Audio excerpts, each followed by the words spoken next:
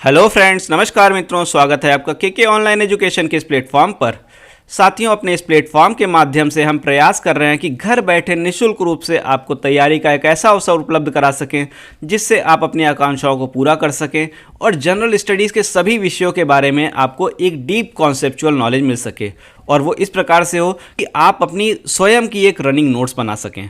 तो दोस्तों, आइए हम आगे बढ़ते हैं और अपनी श्रृंखला को आज हम आगे बढ़ाते हैं। और आज हम जिस टॉपिक पे बात करने जा रहे हैं वह आधुनिक इतिहास से है। और जैसा कि आप देख पा रहे हैं, आज हम बात करेंगे 1857 की क्रांति के विषय में। 1857 की क्रांति के विषय में अगर हम कहें तो विभिन्न इतिहासकारों के अलग अलग मत हैं। कुछ इसे विद्रोह की संज्ञा देते हैं तो कुछ इसे प्रथम स्वतंत्रता संग्राम संघर्ष मानते हैं। हम इन सभी बातों को बहुत ही विस्तार में जानने का प्रयास करेंगे और देखेंगे कि किन कारणों से, किन परिस्थितियों में ये संघर्ष हुआ और क्यों अलग अलग मत माने जाते हैं। और हमारा जो पैटर्न होगा वो इस प्रकार से होगा कि सबसे पहले हम बैकग्राउंड को देखेंगे। हम देखेंगे कि किन कारणों में, किन परिस्थितियों में यह संघर्ष हुआ और उसके बाद में यह संघर्ष किस प्रकार से आगे बढ़ा, और साथ ही साथ इससे जुड़े हुए विभिन्न तथ्य, फैक्ट्स जो भी हैं उनको हम बहुत ही डिटेल में जानने का प्रयास करेंगे। तो आइए आगे बढ़ते हैं। और दोस्तों, चैनल को लाइक, सब्सक्राइब और शेयर करना ना भूलिएगा, और इससे हमारा भी कॉन्फिडेंस बढ़ेगा और जो हम प्रयास कर रहे हैं उसमें हमको सफलता मिलेगी। दोस्तों, आइए देखते हैं 1857 की क्रांति की सच्चाई आखिर क्या है, क्या इसके कारण थे, क्या इसका बैकग्राउंड था, इसका रूप स्वरूप क्या था, क्यों यह असफल हुआ। इन सभी चीज़ों को हम बहुत ही विस्तार में देखते हैं। दोस्तों, अगर हम इसके बैकग्राउंड की हम बात करते हैं तो अगर आप जैसे अपने दिनचर्या के जीवन को भी लीजिए, कई बार दिन में ऐसी छोटी सी घटना होती है कि आपको बहुत ही गुस्सा आ जाता है। हो सकता है कि वो घटना बहुत बड़ी ना हो, लेकिन पास्ट में ऐसे कई इंसिडेंट हो चुके होते हैं कि आपके मन में बहुत ही असंतोष होता है। तो ऐसा ही कुछ 1857 के विद्रोह के साथ में भी था। कुछ तात्कालिक कारण थे और कुछ दीर्घकालिक कारण थे, और ये दीर्घकालिक कारण जो थे ये इतने बड़े थे कि लोगों के मन में बहुत बड़ा असंतोष व्याप्त था, और इन तात्कालिक कारणों ने आग में घी डालने का काम किया। तो सबसे पहले हम जानने का प्रयास करेंगे कि आखिर 1857 की क्रांति के जो दीर्घकालिक कारण थे वो क्या थे और क्यों इनसे इतना असंतोष व्याप्त था। हम उसको बहुत ही डिटेल में आइए सबसे पहले जानने का प्रयास करते हैं कि आखिर इस प्रथम स्वतंत्रता संग्राम आंदोलन का या विद्रोह का क्या दीर्घकालिक कारण हुआ करता था। दोस्तों, अगर हम दीर्घकालिक कारण की बात करते हैं तो प्रमुखतः 5 दीर्घकालिक कारण थे। एक था धार्मिक, रिलीजियस, सोशल, सामाजिक, पॉलिटिकल, राजनीतिक, इकोनॉमिकल, आर्थिक और सैनिक। ये 5 कारण थे जिन कारणों से लोगों के मन में असंतोष फैला हुआ था। हम एक एक करके इनके बारे में जानेंगे कि क्या ये कारण थे जिससे लोगों में असंतोष था। और हम सबसे पहले बात करने जा रहे हैं राजनीतिक कारण की। दोस्तों, अगर आपने पहले का वीडियो देखा होगा तो आपको याद होगा कि अंग्रेज यहाँ पर किस उद्देश्य से आए थे। वे यहाँ पर उपनिवेशवाद की नीति लेकर आए थे, वाणिज्यवाद के उद्देश्य से आए थे कि और उनका एकमात्र उद्देश्य था अधिक से अधिक लाभ कमाना। पहले तो उन्होंने यूरोपीय शक्तियाँ जो थी उनसे एक प्रतिस्पर्धा में मिल रही थी, पर धीरे धीरे वह समाप्त हो गई और उन्होंने क्या किया, फिर यहाँ पर अपनी साम्राज्य विस्तार की नीति अपनाई। एक एक कर उन्होंने बंगाल, मराठा, मैसूर, अवध जैसे अनेक क्षेत्रों पर एकाधिकार कर लिया। और ना सिर्फ उन्होंने एकाधिकार किया, नियंत्रण स्थापित किया, बल्कि इन क्षेत्रों के राजाओं को, इन क्षेत्रों के शासकों को अपमानित भी किया।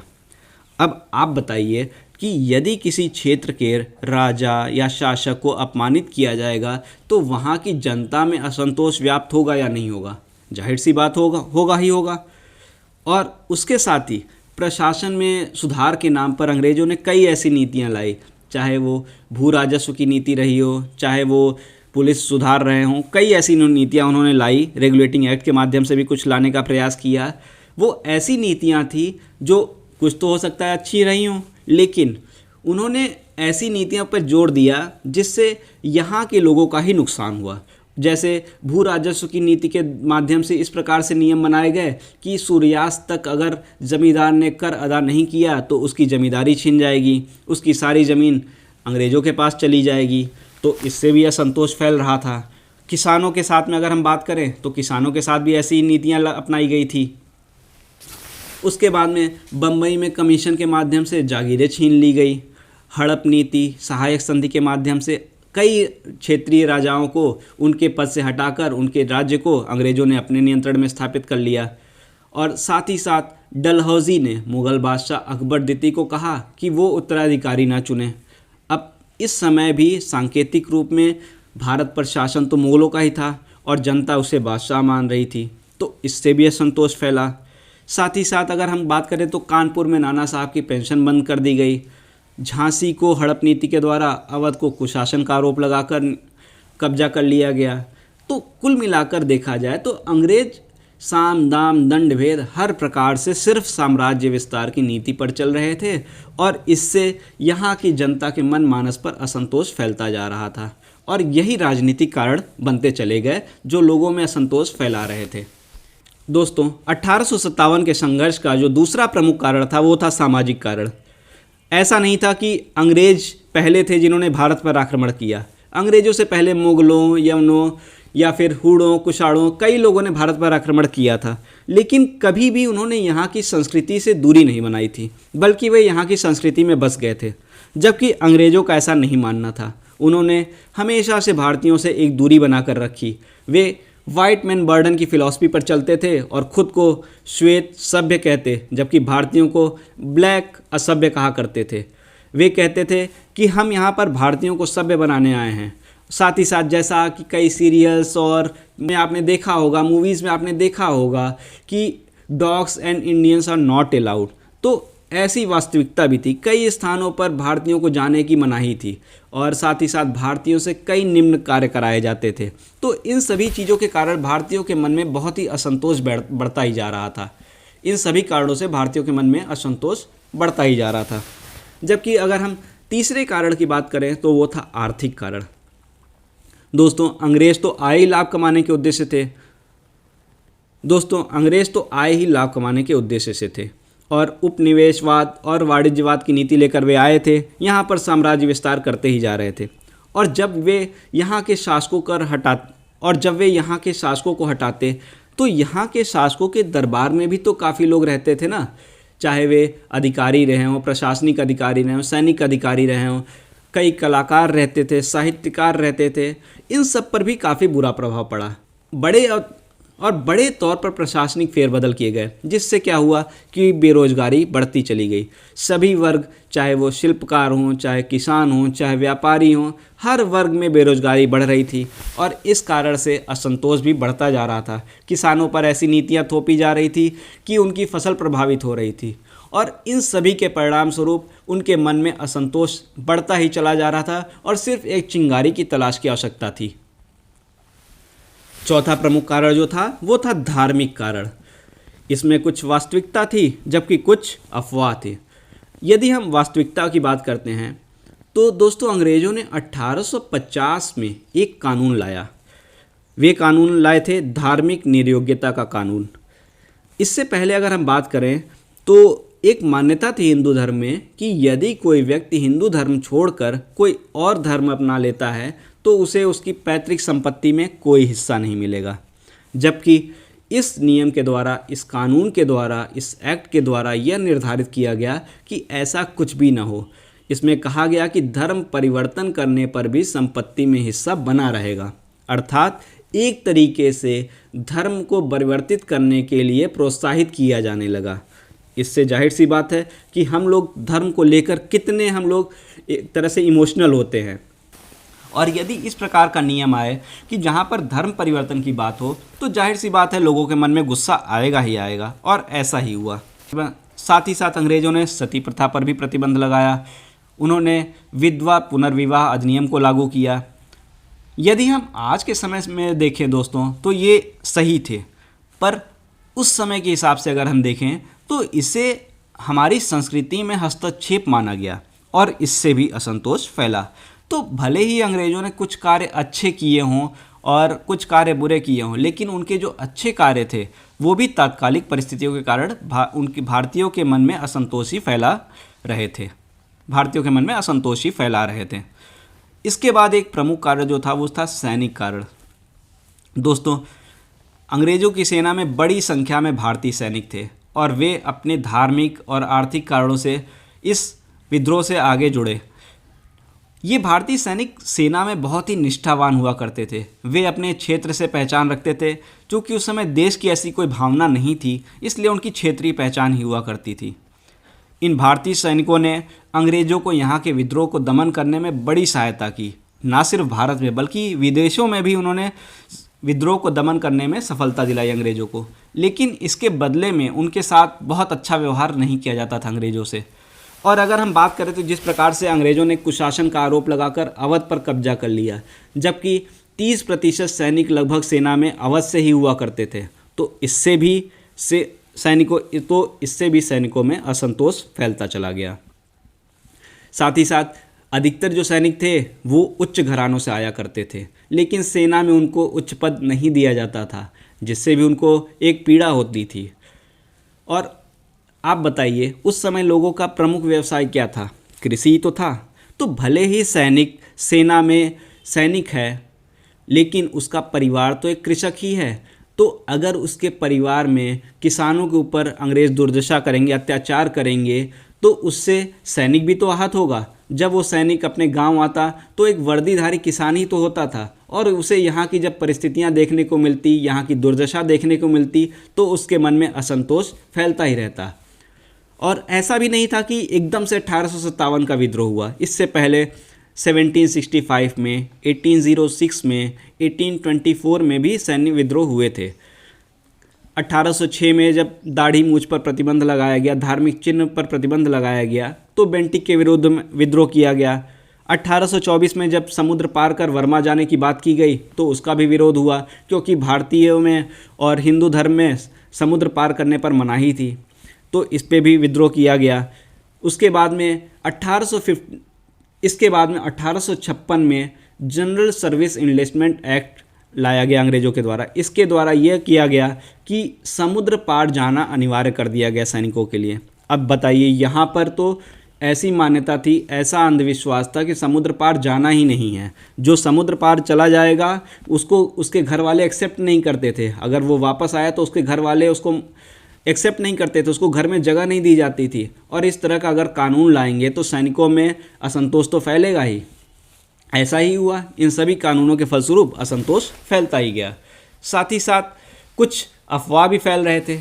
जैसे सेना में क्या होता था, ईसाई मिशनरी जो होते थे वे ईसाई धर्म के बारे में बताते थे, जिससे ये अफवाह फैला दी गई कि यहाँ के लोगों का सेना में हिंदू और मुसलमान दोनों हुआ करते थे, कि यहाँ के लोगों का धर्म परिवर्तन करने के लिए, धर्म भ्रष्ट करने के लिए जो आटा वगैरह होता है उसमें हड्डियाँ मिला दी जाती हैं, हड्डियों का चूरा मिला दिया जाता है। इससे क्या हुआ कि कई सैनिकों ने भोजन करना ही छोड़ दिया। तो हालांकि ये एक अफवाह ही थी, लेकिन इसने भी एक असंतोष की भावना को जन्म दे दिया। इसके बाद में कुछ तत्कालिक कारण थे, जिसमें के बारे में आपने अक्सर सुना होगा, चर्बी वाला कारतूस। दोस्तों, मंगल पांडे के बारे में आप जानते ही हैं। अगर हम कहें कि मंगल पांडे एक प्रथम स्वतंत्रता सेनानी थे तो गलत नहीं होगा। उनसे जुड़ी हुई एक प्रमुख घटना थी जिसने स्वतंत्रता संघर्ष की इस प्रथम कड़ी को जन्म दिया। एक बार वे किसी गांव में जा रहे थे, दमदम नामक एक गांव हुआ करता था, और वहां पे उन्हें प्यास लगी। तो पानी पीने के लिए वे कुएं के पास गए। तो उस समय तो आप जानते हैं कि छुआछूत की भावना बहुत अधिक थी। तो पानी तो वो पी रहे थे, बट सडनली पता चला कि वो निम्न जाति के लोगों का है कुआं। तो उन्होंने पानी पीना बंद कर दिया। तो पीछे से एक शूद्र व्यक्ति था, उसने थोड़ा कमेंट किया, और कमेंट इस तरह से किया कि खुद तो ये लोग चर्बी वाला कारतूस काटते हैं दांत से, और हमसे इस तरह की बातें करते हैं। तो मंगल पांडे को विश्वास नहीं हुआ। मंगल पांडे ने क्या किया, उस व्यक्ति से कहा कि पहले अपनी बात का सबूत दो।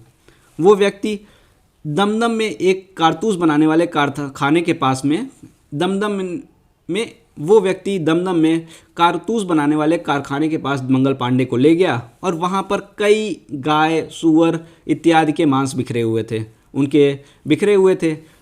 और उसने कहा कि आप जिन राइफलों का प्रयोग करते हैं उसमें जो सील लगी होती है वो इन्हीं जानवरों के मांस से बनी होती है। हालांकि वहाँ पे कई अंग्रेज अधिकारी भी रहते थे, हो सकता है कि वो इन्हें खाने के लिए यूज़ करते रहे हों। ऐसा कोई ना बाद में भी प्रमाण मिला कि कारतूस इन्हीं से बनते थे, लेकिन इससे मंगल पांडे को लगा कि अब उनका धर्म भ्रष्ट हो चुका है। और इस छोटी सी घटना ने आग में घी का काम किया और ये विद्रोह भड़क उठा। तो कहने को तो भले ही मंगल पांडे एक प्रथम स्वतंत्रता संग्राम सेनानी थे, लेकिन वो शूद्र जिसने उन्हें इसके बारे में बताया, वही वो एक कड़ी था जिसने इस विद्रोह को आगे बढ़ा दिया। और हुआ ये कि जब मंगल पांडे को चर्बी युक्त कारतूस का पता चला तो यहीं से विद्रोह या संघर्ष की शुरुआत हो गई और 1857 की क्रांति की घटनाएं ने जन्म लेना शुरू कर दिया। इस संघर्ष का नेतृत्व अलग अलग क्षेत्रों में अलग अलग लोगों ने किया, जिसकी शुरुआत मंगल पांडे ने 29 मार्च 1857 को की। जब उन्होंने कहा कि मेरा धर्म तो अब भ्रष्ट हो चुका है, तो उसी कारतूस से उन्होंने कई अंग्रेज अधिकारियों की हत्या कर दी। इस विद्रोह को दबाने के लिए अंग्रेजों ने उन्हें फांसी देने का प्रयास किया और 8 अप्रैल 1857 को उनको फांसी दे दी गई। ये प्रयास किया गया कि उनको फांसी देने से एक डर का माहौल फैलेगा और भारतीयों के मन में जो एक विद्रोह की भावना जन्म ले रही है वो अपने आप दब जाएगी। लेकिन हुआ इसका जस्ट उल्टा, और इसके बाद में यह पश्चिम बंगाल के बैरकपुर से शुरू हुई कहानी पहुंच गई मेरठ तक, जहां पर 10 मई 1857 को 70 से अधिक सैनिकों ने इस कारतूस का प्रयोग करने से मना कर दिया। इसमें हिंदू और मुस्लिम दोनों सैनिक शामिल थे। हिंदुओं के लिए गाय पवित्र थी तो सूअर मुस्लिमों के लिए दिक्कत कर रही थी। तो इस तरीके से सैनिकों ने इस प्रकार क्या हुआ कि सैनिकों के विद्रोह को दबाने के लिए अंग्रेजों ने उन्हें तोप से उड़ाने का प्रयास किया और यहीं से विद्रोह और भड़क गया और लगभग 5000 सैनिकों ने इन्हें छुड़ा लिया और लगभग 100 से अधिक अधिकारियों को मारकर उन्होंने यमुना में फेंक दिया। इसके बाद में यह सेना दिल्ली की ओर चल पड़ी। दिल्ली में उस समय मुग़ल बादशाह हुआ करते थे, बहादुर शाह, और इसके द्वारा ये प्रयास किया गया कि इस आंदोलन को अब एक राष्ट्रीय प्रतीक दिया जाए, जिससे हर क्षेत्र में ये आंदोलन फैल जाए। इसके बाद में जैसे ही ये सेना दिल्ली पर पहुंचती है, सुबह के 4 बजे पहुंचती है और मुग़ल बादशाह से कहती है कि वे आंदोलन का नेतृत्व करें। मुग़ल बादशाह इसके लिए मुग़ल बादशाह नेतृत्व को स्वीकार कर लेते हैं और न सिर्फ स्वयं स्वीकार करते हैं बल्कि अन्य राज्यों को भी उन्होंने आंदोलन में शामिल होने के लिए पत्र लिखा। और धीरे धीरे क्या हुआ कि जनता भी इसमें शामिल होने लगी। इस प्रकार जो सेना थी उसने क्या किया, दिल्ली पर अपना नियंत्रण स्थापित कर लिया और अंग्रेज़ों को यहाँ से हटा दिया। इस घटना के बाद मुग़ल बादशाह द्वारा बख्त खां को दिल्ली का प्रशासन चलाने की जिम्मेदारी दे दी गई और इसके लिए 10 लोगों की एक परिषद बनाई गई जिससे प्रशासन को चलाया जा सके। इसमें 5 सैनिक थे और 5 असैनिक थे, जिन्हें सभी निर्णय लेने का अधिकार दे दिया गया था। मुग़ल बादशाह व जीनत महल हाथी पर सवार होकर इसका नेतृत्व कर रहे थे। लगभग 10 माह तक दिल्ली में इनका शासन चलता रहा। लेकिन अंग्रेज ऐसे थोड़ी न थे, उन्होंने इतने दिनों तक शासन किया तो हार मानने वाले तो वे थे नहीं। उन्होंने फिर से अपनी शक्ति को एकत्र किया और दिल्ली पर पुनः आक्रमण किया और हडसन के नेतृत्व में एक सेना ने दिल्ली पर आक्रमण कर पुनः नियंत्रण स्थापित कर लिया। और उसके बाद में मुग़ल बादशाह व उसकी बेगम पर देशद्रोह का आरोप लगाकर रंगून भेज दिया गया, जिसके बाद में यह दिल्ली पर पूरी तरीके से अंग्रेज़ों का नियंत्रण पुनः स्थापित हो गया।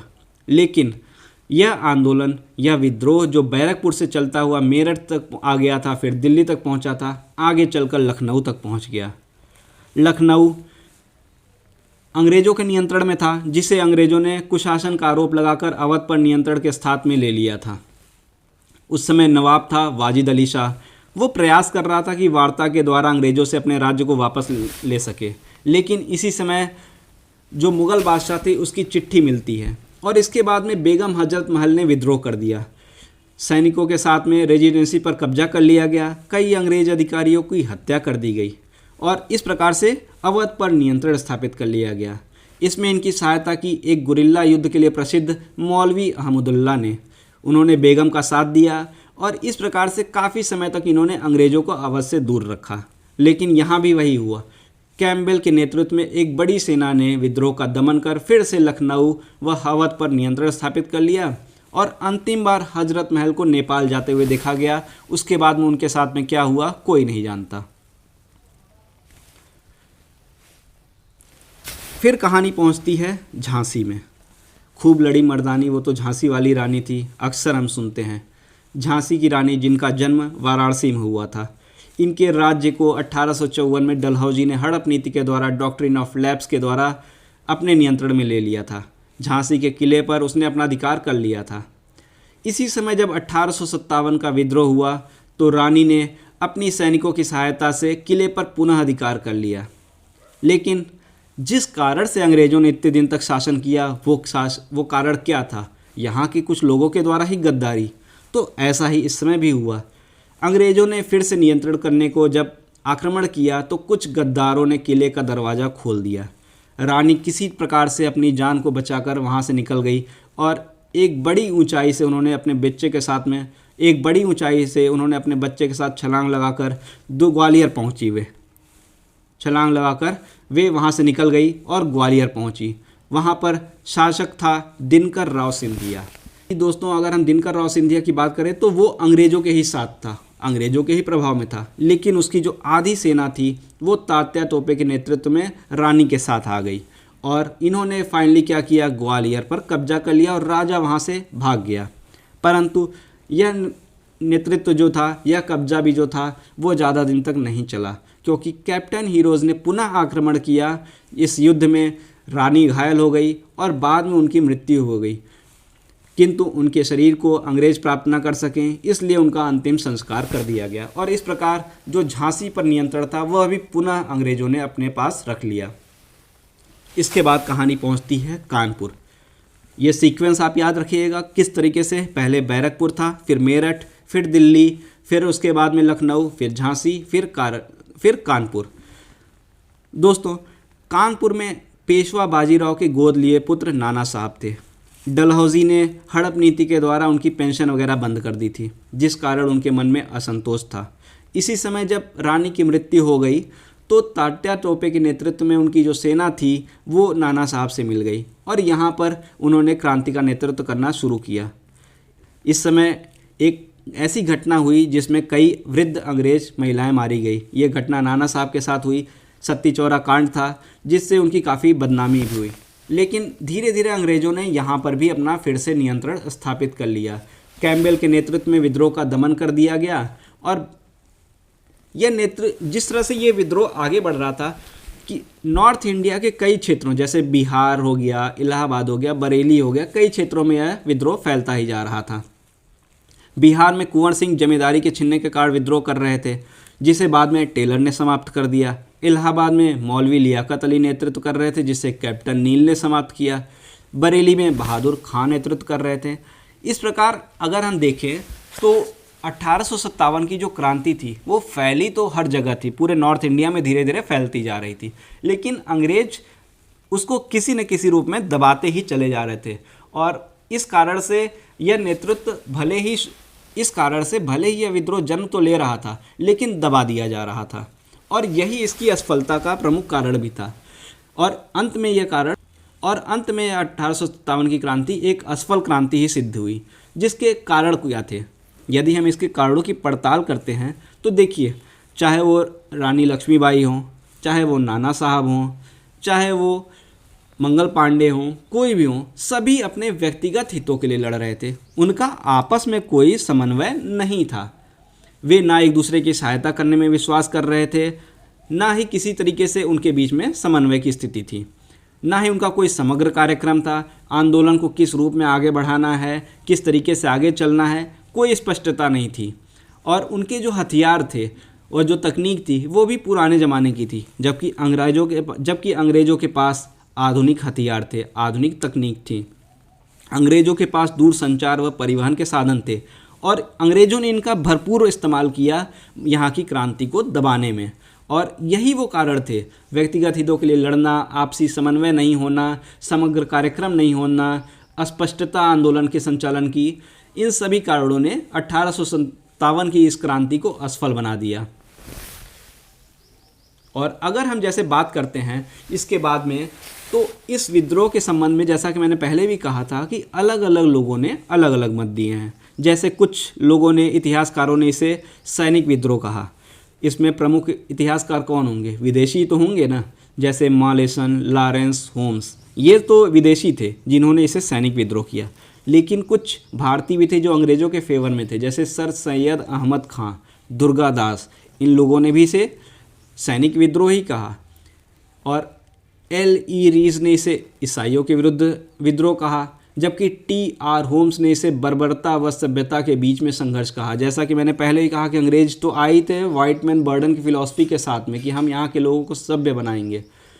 उसके बाद में मुस्लिम षड्यंत्र की बात की कुछ लोगों ने, जैसे सर जेम्स आउटरल टेलर ने, इन सभी लोगों ने इसे मुस्लिम षड्यंत्र की बात कही। इसके अलावा 1857 की क्रांति पर आधारित कुछ प्रमुख पुस्तकें भी थी, जैसे फर्स्ट वॉर ऑफ इंडिपेंडेंस, जिसे विनायक दामोदर सावरकर ने लिखा। काफ़ी बार ये एग्ज़ाम में पूछा जाता है कि फर्स्ट वॉर ऑफ इंडिपेंडेंस किसने लिखी है, तो विनायक दामोदर सावरकर ने लिखी। अशोक मेहता ने द ग्रेट रिवेलियन लिखी है। R.C. मजूमदार एक प्रमुख इतिहासकार ने sepoy mutiny and the revolt of 1857 लिखा। P.C. जोशी ने रिवोलियन 1857 लिखा। T.R. होम्स ने हिस्ट्री ऑफ इंडियन म्यूटिनी लिखा। तो सर सैयद अहमद खान ने college of the Indian mutiny लिखा। इन सभी पुस्तकों को आप बिल्कुल याद रखिएगा, क्योंकि एग्ज़ाम में ये पूछे जा सकते हैं।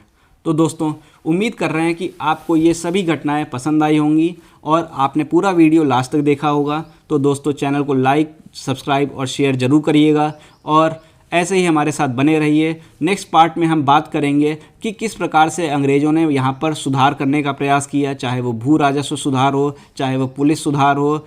इन सभी सुधारों के बारे में हम बहुत ही विस्तार से चर्चा करेंगे एक एक करके। तो फिर से आज के लिए इतना ही रखते हैं। Thank you.